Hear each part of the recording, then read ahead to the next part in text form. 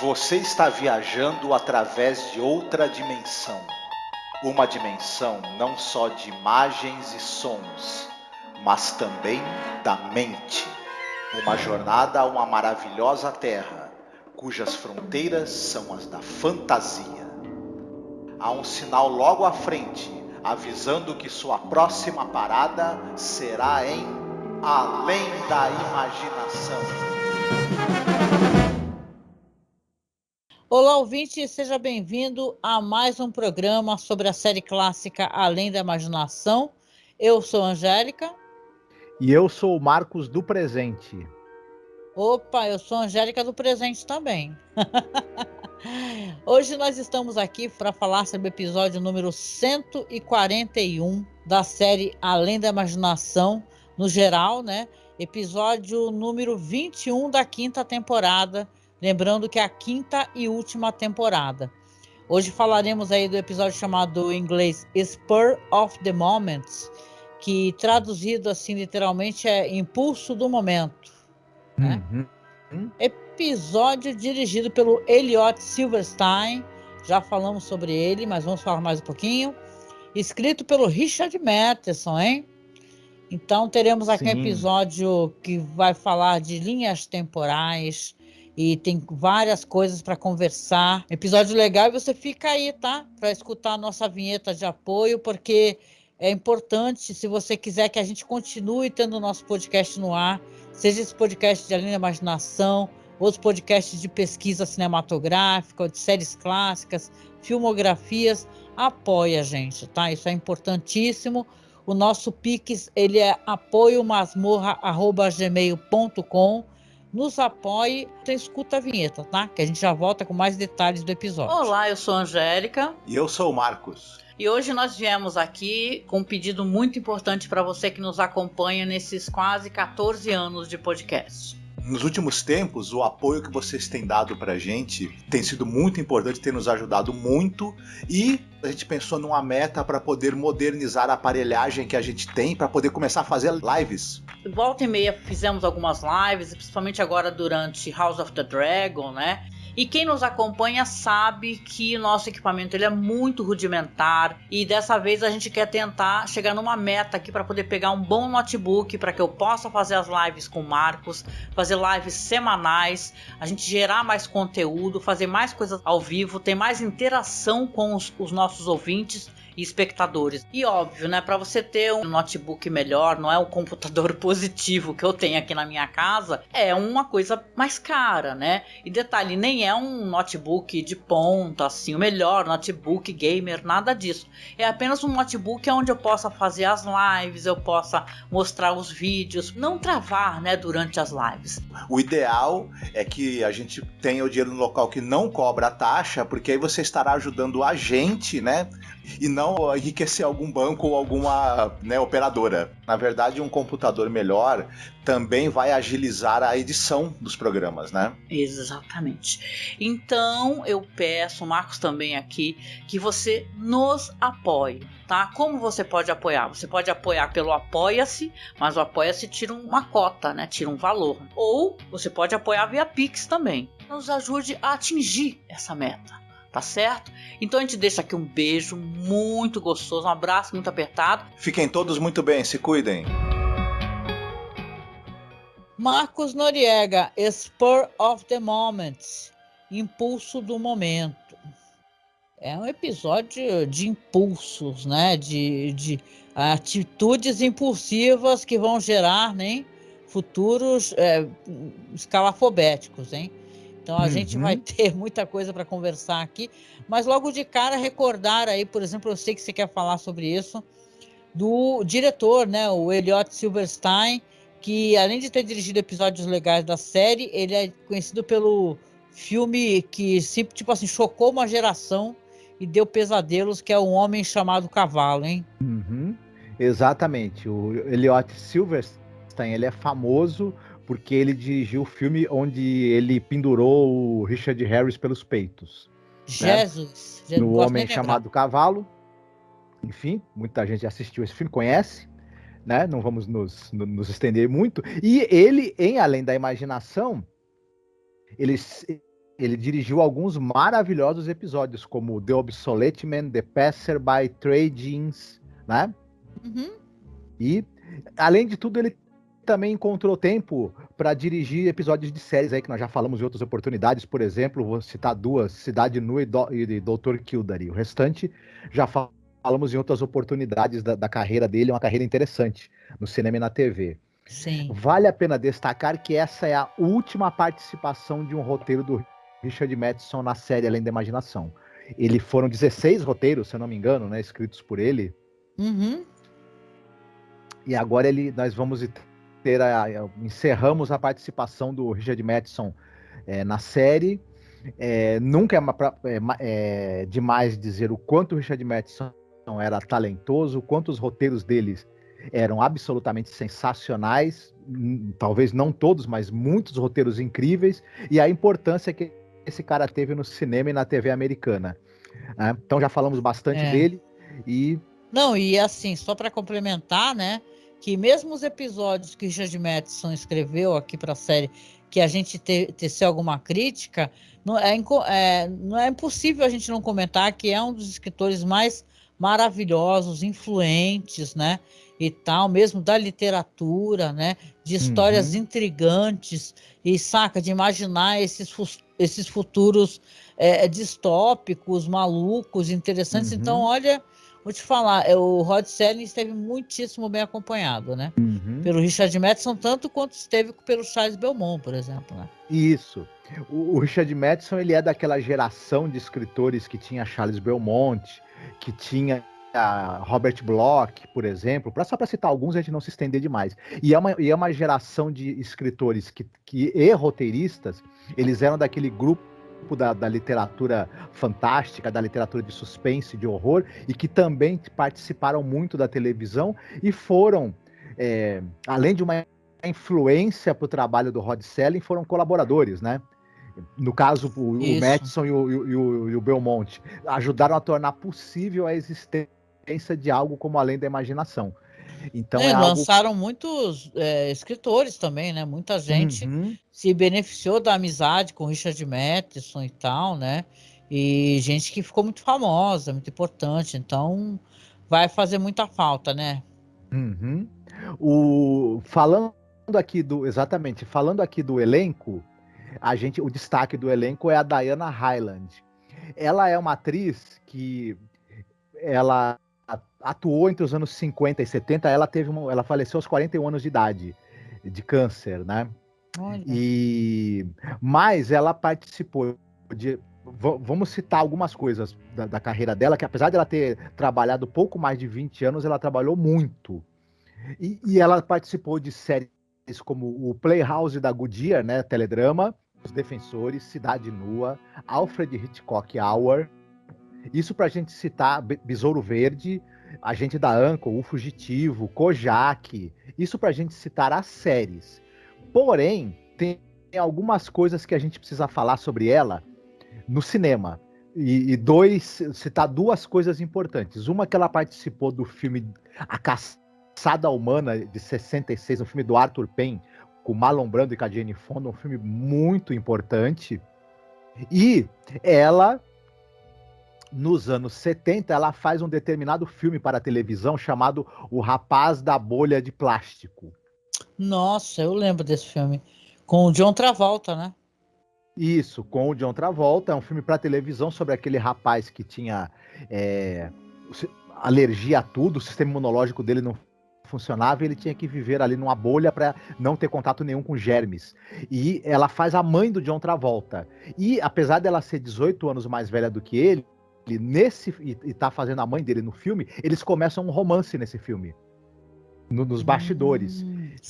Ela era separada e logo depois ela engata um romance com o John Travolta. Com o John Travolta, mas a trajetória desse romance dos dois, o namoro dos dois, é interrompido com o falecimento dela em 77. Que pena, né? Eu sei que ela participou muito e o público americano lembra muito dela da série de TV Peyton Place, né? Que foi uma série muito assistida também, né? Isso, praticamente o Rod Serling, ele deve ter ido pegar elenco no Peyton Place, porque metade do elenco trabalhou além da imaginação, né? Pois é. Impressionante. Outro destaque do elenco, essa nossa personagem, a mãe dela é feita por uma atriz chamada Marsha Hunt. Ela, engraçado, ela morreu com 105 anos de idade, ela teve tipo 70 anos de carreira. Caraca, 105? Isso. Malandro. E, claro, ela teve uma carreira muito longa. Então, claro que não vamos poder falar de tudo que ela fez no cinema e na televisão, que ela começou nos anos 30 no cinema. Vou destacar aqui que você tem aquele filme do Dalton Trumbo, a Johnny Vai à Guerra. Ela faz a mãe dele no filme. Cara, esse é um filmaço, a gente tem podcast, hein, gente? Que a gente não é mole, não. Exatamente. Então, nos anos 40, ela participa de filmes, por exemplo, Orgulho e Preconceito, aquele em que o Laurence Olivier é o Mr. Darcy, né? Caraca! Lembro, tranquilamente assisti, não faz nem muito tempo esse daí. Isso, talvez você lembre que ela faz uma das irmãs da Elizabeth. Pois é um filme que ele é bem diferente do livro, por sinal do genial. Isso, tem a Elizabeth até atirando com arco e flecha no filme, né? Ela também participa em 43, ela participa do filme A Comédia Humana, o filme do William, que é adaptação do livro do William Stryon, e tem o Mickey Rooney,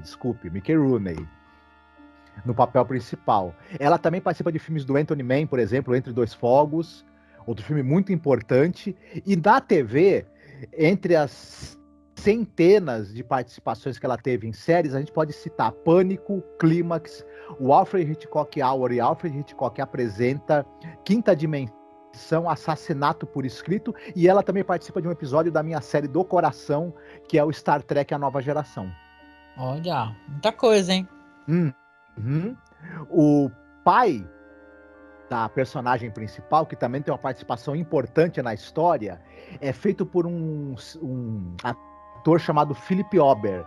Ele é um cara também que morreu com 80 anos de idade e teve participação começou nos anos 30 no cinema, mas nos anos 50 é que ele deu assim seus pulos do gato, digamos assim, porque ele tá em filmes como Cada Vida um Destino, aquele filme do Mel Ferrer em que ele contracena com a Claudette Colbert, né? Ele está A Um Passo da Eternidade também, né? Filme lá do Fred Zimmerman, maravilhoso, importantíssimo. E na TV ele está em Intriga Internacional, por exemplo, né? Sim. Aquele filme famoso Entre Deus e o Pecado, que o Burt Lancaster faz um pastor da televisão corrupto, lembra? Cara, eu não lembro desse daí, mas eu gosto dos filmes do Burt Lancaster. E esse o filme chama Elmer Gentry, é um filme do Richard Brooks, importantíssimo, né? E aí, na TV, ele também participou de séries como I Love Lucy, Science Fiction Theater, Clímax, Estúdio 57, Perry Mason, entre outros, né? Sim. Vou falar rapidinho. Na série, a nossa protagonista, ela tá meio que dividida entre dois caras que querem casar com ela, né? E eles são vividos por dois atores. Um deles é o Roger Davis, que é o loiro, né? Coincidentemente, ela tá dividida entre dois caras, que um é loiro e outro é moreno, né? Sim. E o loiro é o Roger Davis, que é um cara que teve 50 anos de carreira na televisão. Eu vou citar rapidamente que ele participou das séries como Sombras da Noite, Bonanza, Galeria do Terror, Mulher Maravilha, e ele está naquele famigerado filme que você assistiu, e muita gente assistiu, mas não sei se perdeu tempo assistindo, que é o Abelhas Assassinas. Lembra? Eu tava dando uma olhada que ele tá também em Battlestar Galactica, né? Aquela primeira versão, né? Isso. Então, ele aparece, tem até uma foto dele aqui, meio careca, né, e tal, né? Isso. Mas é um cara... Esse das Abelhas Assassinas eu lembro dele, mas eu não lembro de... Tipo assim, eu lembro de ter assistido, mas não me pergunte nada sobre ele. Se eu te disser que ele é atacado por abelhas nesse filme, você acredita? Totalmente. Muito bem. O moreno né? Como a gente falou, ela tá aí dividida entre dois, né? Caras que querem noivá-la e casá-la. O Moreno é vivido pelo Jack Rainey. É um cara que ele teve 40 anos de carreira, começou no cinema nos anos 20. Mas ele tem participações pequenas em filmes, né? Ele foi meio que figurante, Uhum. coadjuvante ali do terceiro escalão em muitos filmes. Eu vou citar aí, por exemplo, Taras Bulba, O Dia D, O Cálice Sagrado. Olha, eu tenho uma informação interessante sobre ele. Ele participa do episódio do Night Gallery, de um segmento que se chama Brenda. E tem um Hum, roteiro que o pessoal comenta que é total e completamente absurdo. O roteiro é do Buck Houghton, que é um cara, né, importante em Além da Imaginação, que ele escreveu foi sob um... produtor, né? É, isso, ele escreveu sob um pseudônimo. E a história é uma história louca de uma moça que faz amizade com o monstro do pântano, né? Caramba. E diz que é uma coisa totalmente whatever pra caraca, né? Esse roteiro aí. Eu fiquei muito curiosa, por isso que eu fico fazendo aqui propaganda pra gente, de repente, falar sobre Night Gallery, sabe? No próximo Uhum, ano, que eu acho que vai ser legal. muito bem. Será que isso daí influenciou o monstro do pântano mesmo? Vai saber. Olha, não sei, é de 71, né? Uhum, Esse episódio aí e tal. E, cara, dizem que é bem whatever, bem qualquer coisa mesmo, né? imagino. Ele participou também na TV de séries como Perry Mason, Agente da Uncle e O Fugitivo, por exemplo. Peyton Place também. Peyton Place, eu vou te falar que, como eu te disse, os produtores de Além da Imaginação, acho que eles iam lá e olhar quem teve no elenco e ligavam pro pessoal, né? Pros agentes do É, eles pessoal e deviam estar falavam, no ó, estúdio ali do lado, ali, falando assim, ô, quem quer participar do episódio aí de Imaginação, apareça hum, aí, assina aqui a lista. Aí ia lá, todo mundo. É ruim, que né? beleza, hein? O série era muito seletivo, né, com atores e atrizes. A série sempre teve isso, o roteiro pode até ter problema, entendeu? Saca, motivações estranhas, mas sempre elenco bom, né? Uhum, Sempre, né? Isso é muito interessante, né? uhum. Sinopse sou eu dessa vez? Não, sou eu. Ah, é verdade. Vamos lá, vamos lá. Então hoje eu tô com a sinopse, né? E eu vou contar rapidinho o que acontece, né? A gente tem aqui a história de uma jovem, o nome dela se chama Anne Anderson. Tem 18 anos de idade e tá ali cavalgando pela propriedade na casa dela, né? Quando ela tá passando ali por uma região que tem uns cumes, assim, umas elevações, né? Ela vê uma mulher vestida de preto, com um garanhão preto também, e gritando com ela furiosamente, né? E acenando, e ela fica desesperation, né? E sai correndo com tudo, com o cavalo, e o cavalo lá atrás da mulher também de preto, com o cavalo preto correndo atrás dela. E ela chega em casa absolutamente esbaforida e desesperada, né? Quando ela chega em casa, você vê que é uma daquelas propriedades sulistas, né? Com grandes colunas, né? E tal, uma casa de pessoas ricas, né? E aí ela vai lá, cai nos braços do noivo dela, que é um banqueiro, um corretor de investimentos, né? O pai está lá, a mãe também, todos vão consolá-la, né? E ela desesperada tentando explicar que é uma mulher louca correndo atrás dela e ela achava que estava tentando matar e tal. E estão ali conversando com ela e ela está devagarinho se tranquilizando.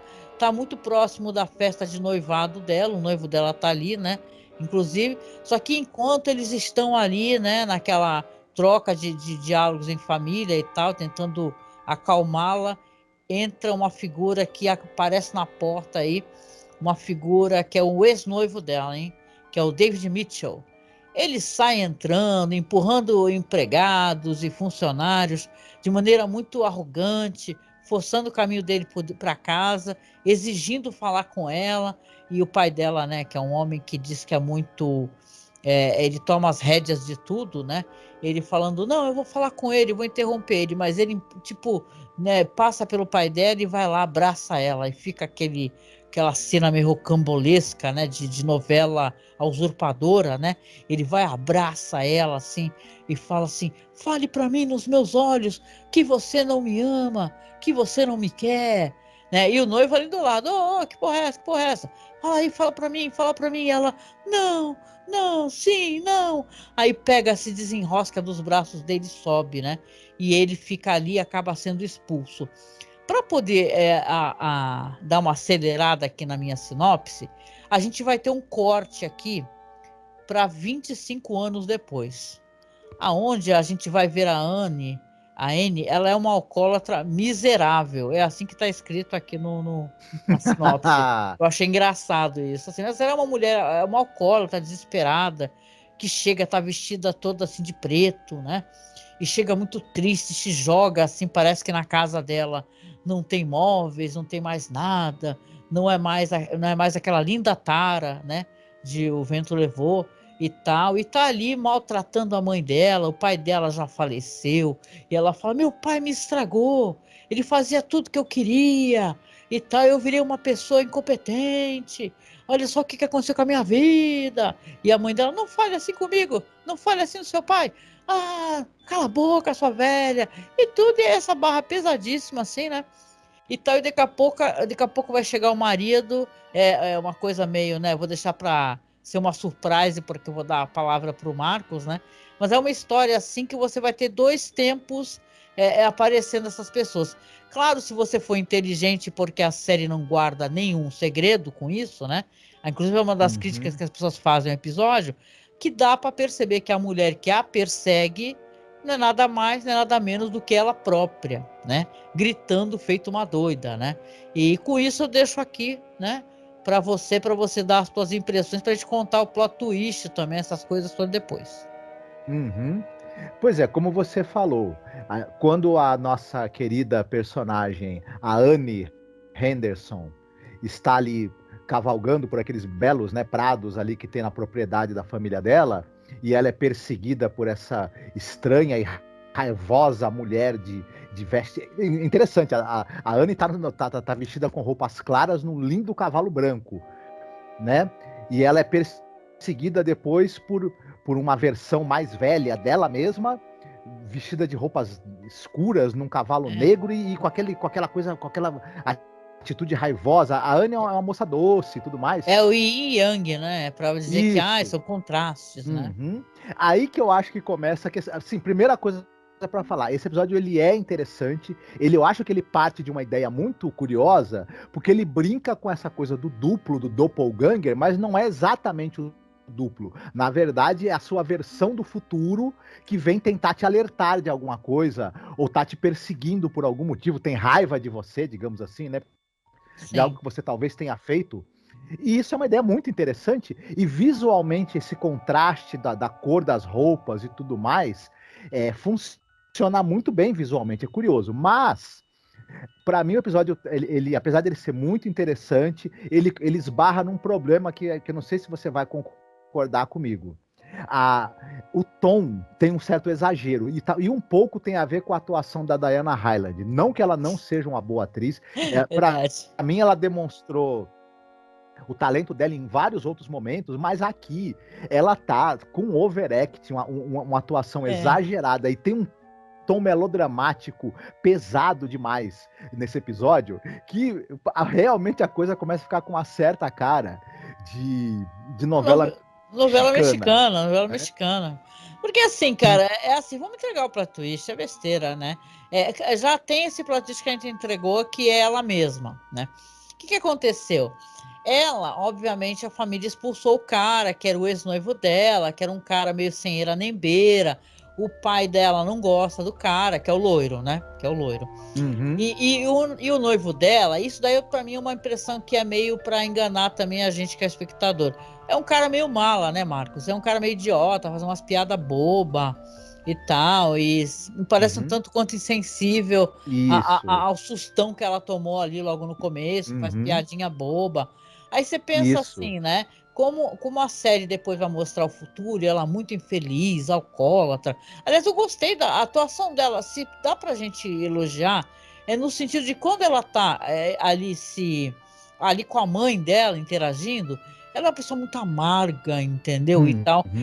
Eu só acho que ela é overacting e exagerada pelo seguinte, que você entende que ela mesma tentando alertar a essa N do passado. A N de 43 anos está tentando alertar essa N de 18 anos, que não se casou ainda, que ela vai fazer uma grande besteira, que ela casou com o homem errado.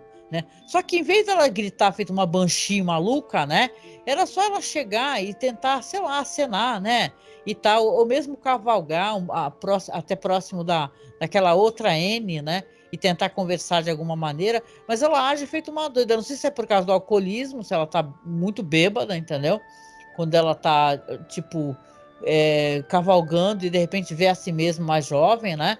Então você vê que aqui, é claro, a Anne vai tomar uma decisão péssima, né? A gente acaba descobrindo que ela deveria ter casado com Mala Sem Alça, com o cara lá que é com cara de gravatinha borboleta e tal, que o outro loirinho lá, meio audacioso, que entrou na casa dela, foi uma péssima escolha.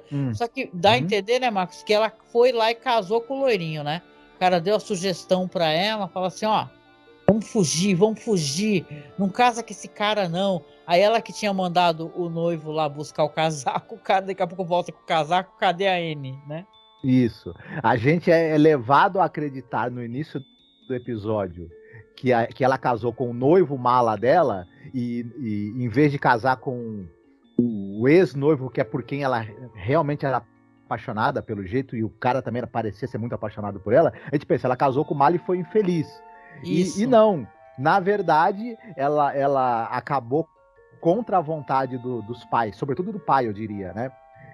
Casando com o ex-noivo, e aí que queria de qualquer jeito fugir com ela, enfim, por quem também ela era apaixonada visivelmente, e foi aí que ela se lascou, porque aí ela acabou tendo uma vida miserável e infeliz com o cara, né?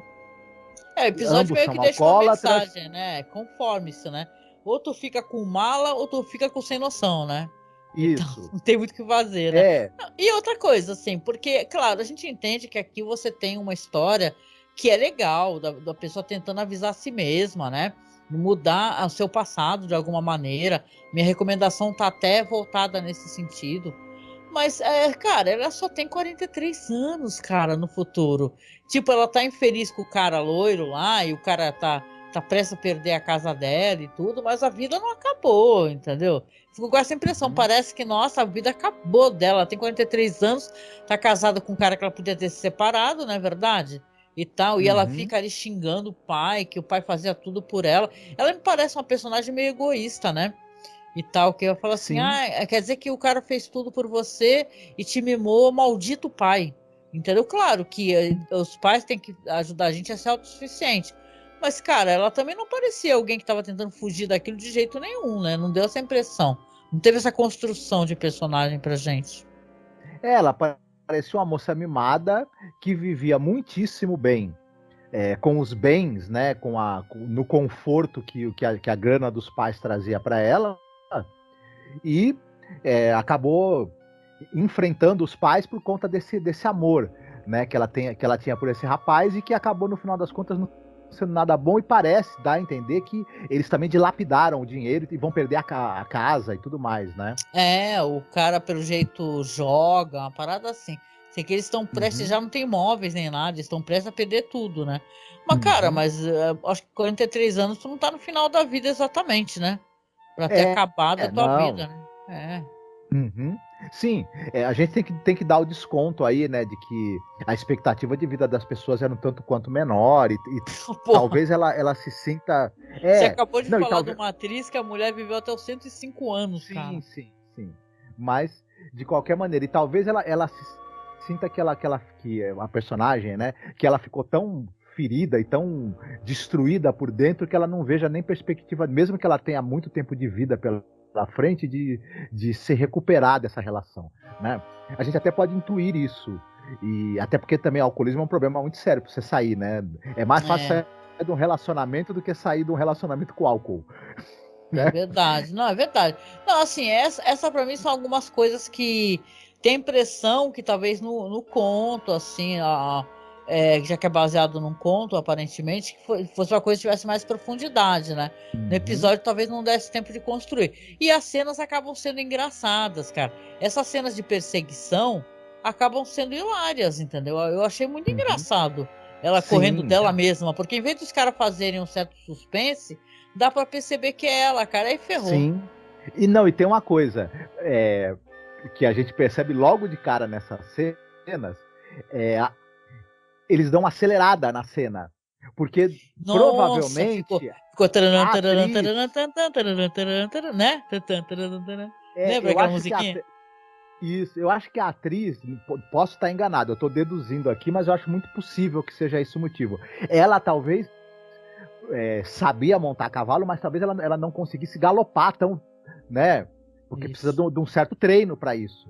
E aí eles achando que talvez ela não estava galopando rápido o suficiente para a cena ter o drama que precisava, resolveram acelerar. Aí o negócio foi engraçado, em vez de qualquer outra coisa. Pois é. Não, e o final, assim, é que ela vai começar a viver esse looping, né? A gente vai descobrir que ela tá no looping temporal, pô. Porque ela vai ficar saindo o tempo todo. Ela pega. A real é essa, para ser mais prático, né? Que ela vai ficar encontrando com ela mesma o tempo todo e perseguindo ela mesma. Né? Nesse looping temporal, onde ela não consegue nem resolver nada. É uma espécie de dia da marmota, né? Da corrida de cavalo, porque. Ela, em vez dela perceber, porque no dia da marmota o personagem vai tentando entender o que ele pode mudar para tentar mudar o cotidiano dele de alguma maneira. E você percebe que a partir do momento que ele vira gente, mesmo no sentido de ser humano, de ser generoso e tal, ele consegue mudar o destino dele. Aqui não, ela fica toda vez feito uma louca, gritando do alto do morro, descendo feito não, desbragadamente. A outra olha, fica desesperada e sai correndo. Então ela vai continuar errando também, né? Sem parar. Sim. Tem uma hora que ela, inclusive, ela vira e fala: eu que sou aquela mulher fui eu que assustei a mim mesma aquele dia, perseguindo a mim mesma ali, a cavalo e tudo Isso, mais. ela cai Não em precisava ela si. falar isso, né? Mas precisava ela Pois é, falar, porque a porque gente ficou meio percebeu, né? óbvio, né? Ficou meio óbvio, né? Eu achei que Sim. eles podiam ter feito um pouco de segredo. Você tem uma crítica. Sabe quem é a pessoa? Deixa eu fazer um Isso, se não segredinho. mostrasse. Não dá um zoom usurpadora na cara da Isso. vilã, sabe? Dá Se uma não mostrasse o rosto dela, né? E a gente podia depois entender assim que ela estava bêbada, cavalgando aí no futuro, né, 25 anos depois, e quando ela vê a si mesma jovem, ela sai desbragadamente tentando entrar em contato com ela mesma para falar: não faça a besteira que você vai fazer. E aí poderia ter assustado a versão mais jovem dela, a gente entenderia como é que essa dinâmica aconteceu de maneira melhor, né? E Sim. eu concordo com você. Podiam ter segurado um pouco mais esse suspense da identidade da cavaleira de roupas escuras, né, e do cavalo negro, e teria sido talvez um plot twist mais interessante, porque meio que a gente, claro, a história toda é um pouco em função de ter esse plot twist, que é um plot twist duplo, né? A gente saber que na verdade ela casou com o ex-noivo e não com o noivo, e também sabemos que a mulher que a persegue ali naquele dia na cavalgada dela é ela mesma vinda do futuro. Então esse duplo plot twist poderia ter sido muito interessante, mas acabou sendo entregue um pouco cedo demais, né? Pois é, então é assim, um episódio que ele não é horrível, mas também não é. Pô, pior que a última participação do Richard Madison, né? E tal. O próximo Sim. episódio é inacreditável, por sinal, o próximo é um daqueles episódios que a produção foi em outro lugar. E se tem uma coisa que dá para falar bem deste episódio aqui que nós estamos falando, é que pela primeira vez tem uma perseguição a cavalo. Entendeu? No Isso. episódio que é feita da maneira bem interessante, com efeito, né, para mostrar ela mesma lá atrás. Claro que tem que, nem você falou, uma certa aceleração da velocidade, mas mesmo assim costumam ser cenas em locais fechados, vamos lembrar, né? E tal, não tem muitas externas assim grandes como tem nesse episódio aqui. No próximo também vão ter várias diferenciações legais na maneira de filmar e tal, vai ser legal. Sim. As externas que esse episódio especificamente que a gente está falando aqui tem, são muito, assim, são muito bonitas, são de encher os olhos e criam, né, ajudam a criar esse clima, né, quase que épico, digamos assim. Depois, a gente descobre que não é um épico, é um dramalhão, né? Mas tudo bem. É um dramalhão estilo Usurpadora com direito à perseguição a cavalo, né? Isso, Ah, mas é não é legal, um ruim. episódio legal, sim. Eu gostei da atriz, Uhum. sabe? Depois eu fui ver fotos dela, assim, em outros, né, em outras séries e tal, porque ela tá naquela série The Invaders e tal. E, cara, a mulher é Uhum. linda, né? Ela morreu jovem, né, cara? Então, Sim. Não, maravilhosa. Não sabia do envolvimento dela com o John Travolta, não, viu? e ela era muito boa atriz. Que como eu te falei, só especificamente nesse episódio eu achei que o tom ela deu uma exagerada, né? É. Eu acho, né? Olha, eu fico até Mas pensando se ela não foi mal dirigida, viu? Porque ela foi uma subida no tom muito estranha, né? Ela tá uhum, parecendo o vilã do Power Ranger, cara. Que ela faz uma. Ela tá com uhum, umas maquiagens meio escura, com sombra, e uma cara de doida mesmo, feroz, assim, que você fala, caraca, até eu, se eu uhum, outro com essa mulher na rua, sai correndo, cara. A mulher vai morder?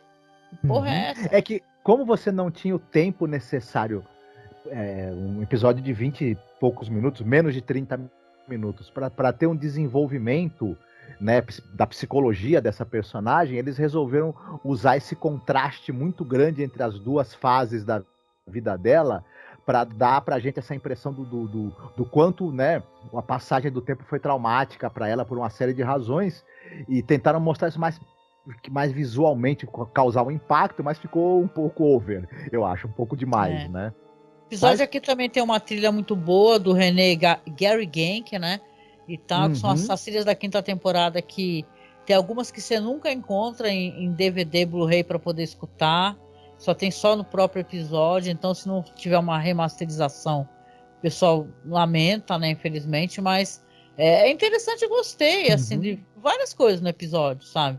É que melhor do uhum, que o anterior, por exemplo, que eu achei meio bobinho. sim, Achei esse aqui uhum, que ele faz um ensaio de uma certa profundidade, entendeu? Que uhum, ele trata um assunto que mais para frente também vai ser muito tratado e por aí vai, né? Então é legal esse sim, resgate de uhum, si mesmo, né? Hoje em dia eu uhum, não vi esse filme novo aí, mas tem esse Projeto Adam e tal que eu não assisti, mas é uma história meio assim também. O cara acaba se encontrando consigo mesmo já um moleque jovem e tal, ele precisa salvar o uhum, moleque, salvar outras pessoas, que eu não assisti uhum, e não é minha recomendação. Mas você vê, né, como esse tipo de história volta, né, como retorna, a questão desse looping uhum, temporal e tal, né? uhum. Você tem aí o Dia da Marmota que você citou, tem aí o Happy Death Day, né? Como é que ficou em português esse filme? Feliz Ai, cara. Aniversário Da, Macabro? da moça que morre no dia do aniversário. Não lembro, não lembro. Sei que eu gostei muito. Na Uhum, época eu me diverti muito. certo. E aí, vamos lá para as recomendações? Vamos. Bora. Dessa vez eu vou começar com a recomendação. Normalmente eu chamo você para recomendação e fico por último. Dessa vez eu vou recomendar aqui, vou começar recomendando um filme que eu gosto bastante. Olha, faz um tempão, hein, que esse filme saiu e eu tô querendo fazer a revisão e às vezes fico recomendando o que eu quero reassistir. Saiu lá em 2004 o Efeito Borboleta, né? Que é um Uhum, filme com o Ashton Kutcher, com a atriz é maravilhosa, sabe? Amy Smart, não é o nome da atriz. Essa proposta do que é o efeito borboleta, todo mundo já escutou falar, que é uma expressão utilizada na teoria do caos, né? Que faz uma referência ao fato de o bater da asa de uma borboleta pode, sei lá, no aquele deslocamento do vento se transformar num tufão, exemplo assim, para mostrar como as coisas podem se alterar, né? E tal, quando você move alguma peça do xadrez da vida, né? No caso aqui do Efeito Borboleta, que é um filme a direção do Eric Brass, são dois diretores na real, Eric Brass e J. McKee Gruber, né? Esses caras contam uma história aqui, né? O roteiro é deles mesmos. Eles contam aqui uma história de um cara chamado Ivan, que ele sofre uns apagões desde criança, né? Principalmente em momentos de estresse. E na juventude dele, começando inclusive na adolescência, quando ele tem a real primeira a alteração, assim, vamos colocar assim, ele descobre que ele consegue viajar no tempo, né? E sempre em momentos muito traumáticos que ele consegue fazer isso daí. Nesse caso aqui, acaba descobrindo, por exemplo, que num desses apagões que ele sofreu abuso sexual, por exemplo, ele acaba tentando resgatar essa menina que anda com ele o tempo todo, que é uma menina que se mudou há pouco tempo para perto da casa dele, que ele gosta muito, né? E o pai dela, ele é um cara abusivo, né? Tipo assim, vão ter várias fases na vida dele que vai tentar descobrir, inclusive quando ele fica adulto, como é que ele pode ajudar, né? Porque quando ele descobre o que aconteceu com ela, que ela acabou tendo problema com drogas, por exemplo, né?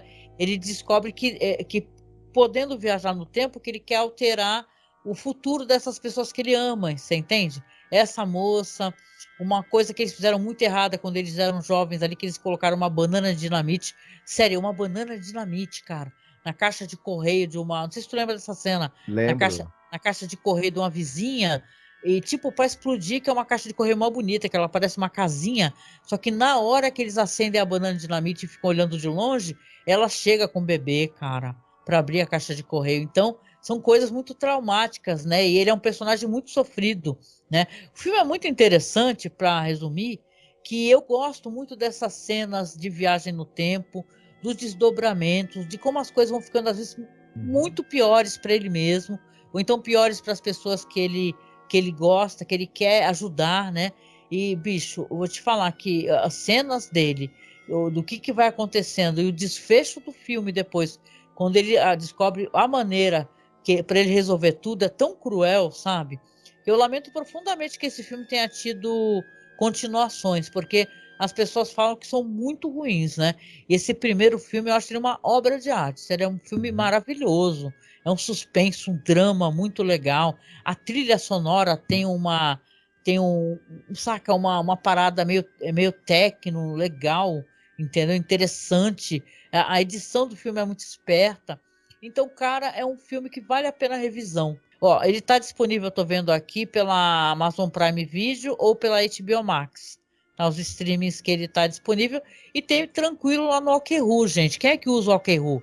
Né, que não vou ficar dando aqui moral só para streaming, não, porque o Okru tem trocentos canais que as pessoas postam as coisas em Blu-ray, em HD, legendado, dublado. Gente, vale a pena. Quem quiser, tiver curiosidade de explorar o Okru, a gente até tem canal lá. Vocês podem ter certeza que tem efeito borboleta em HD lá, né, Marcos? Uhum, certamente, e realmente é um filme excepcional, um roteiro muitíssimo bem escrito, e vale muito a pena, porque ainda muita gente, é um filme que muita gente gosta, ele tem né, muitos fãs, mas quem ainda não viu, não deixe de ver, e não se preocupe porque tem o Ashton Kutcher, porque ele está muito bem no filme, por incrível que pareça, Nossa, né? ele tá ótimo, ele é o protagonista do filme. Ela, Uhum. a Amy Smart, né, que faz a Kayleigh, né, a amiga dele, né, a moça que gosta dele, ela tá maravilhosa, assim, é um filme muito legal, gente, muito legal. E, cara, vale a pena, eu tô aqui providenciando para poder fazer a revisão, pode ter certeza. Uhum. Muito bom. Não, eu acho que no gênero dele, no que ele se propõe, ele é um dos melhores, inclusive, né? Sim, meu, pô, vale a pena, vale a pena. E você, Marcos, qual que seria a tua recomendação hoje? Olha, é um filme que ele aparentemente ele não tem nada a ver com o tema, mas isso só aparentemente, porque na verdade tem. É um filme de 1980 do Scorsese chamado Touro Indomável. E por que que eu digo que esse filme tem a ver? Porque ele é um filme que ele fala sobre escolhas erradas, sobre atitudes é, erradas também, atitudes destrutivas e as marcas que elas vão deixar em você e nos outros ao longo do tempo. Então, na verdade, esse filme tem o famosíssimo contraste da juventude do boxeador Jake LaMotta e do auge dele, e depois o estrago que toda a violência, os excessos e o temperamento dele descontrolado vão gerar, né? Ao longo do Uhum. tempo, para ele mesmo, né? E tudo.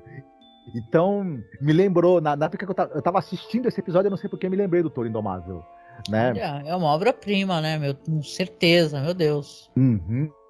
Sim, sim. E eu acho que é bacana a gente indicar coisas que o Scorsese fez, porque ele vai lançar filme novo, ele é uma pessoa que já está com uma certa idade também.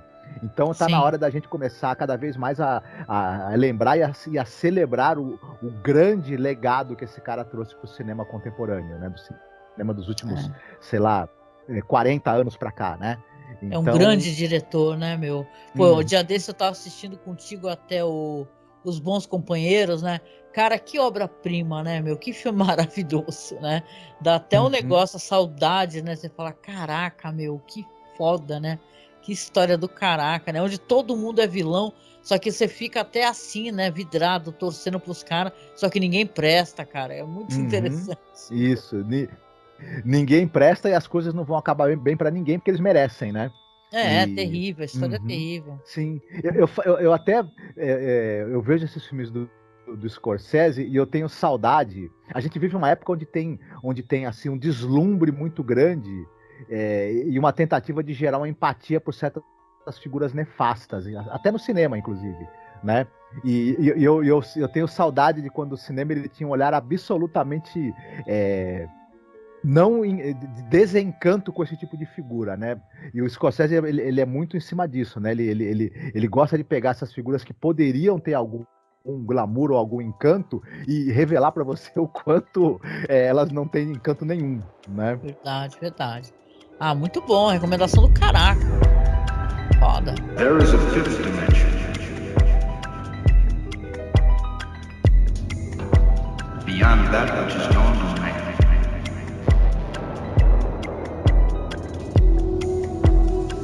It is a dimension vast as space and as timeless as infinity.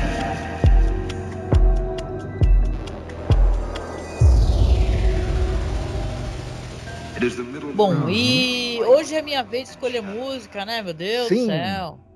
Ah, então eu resolvi escolher uma música aí que é pra ninguém ficar sentado, cara, escutando e sair pulando, porque eu resolvi botar pro final pra vocês aqui Heart Barracuda, tá ligado? Que é do álbum Little Queen, né, do Heart, é uma música de 77 e maluco, é uma música sobre rompimento e Barracuda é um peixe agressivo, né? Que ela tá falando sobre o que o cara é, entendeu? O que o cara fez pra ela.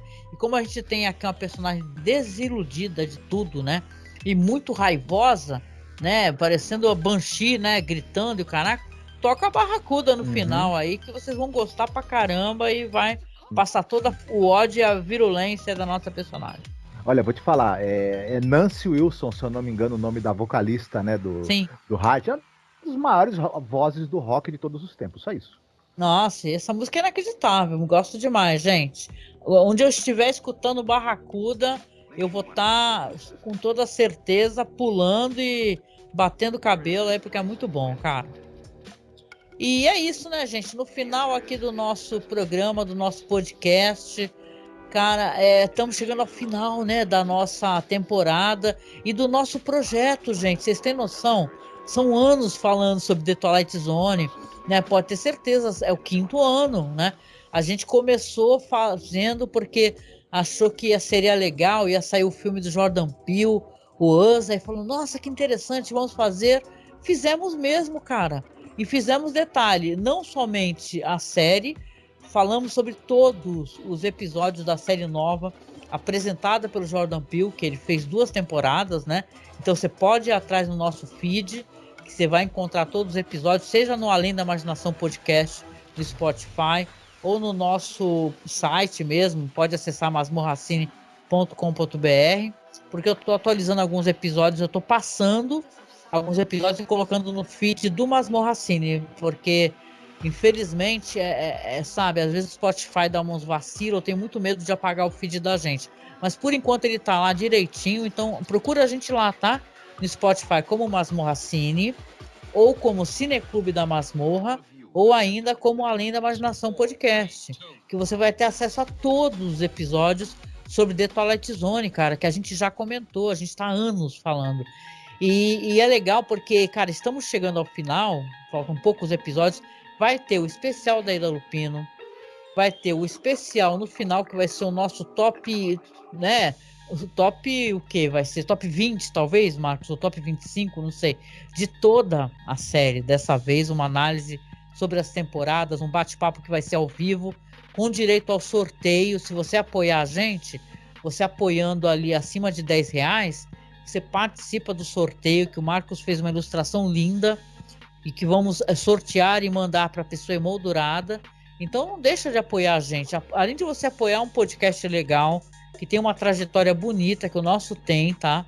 Que a gente começou lá em 2009, saca, até hoje na luta, nunca vivemos de podcast, sempre com um equipamento muito, né? Como é que eu posso dizer? Equipamento do mais simples, né?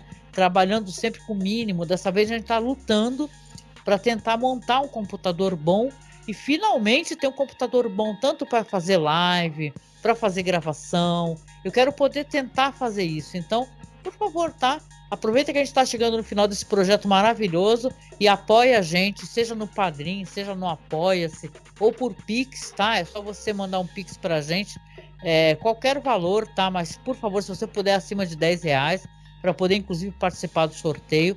O nosso Pix é apoiomasmorra@gmail.com, tá? Você vai mandar o dinheiro para a Caixa Econômica, onde a gente está juntando essa graninha. Já estamos comprando peças, então seu apoio é fundamental e a gente fica muito, muito grato, tá bom? E com isso, né, Marcos? Vamos chegando ao final desse episódio. Nos encontramos aí para falar sobre The Twilight Zone. A gente deixa aqui um abraço muito gostoso. Você, Marcos, quer deixar algum recadinho no final?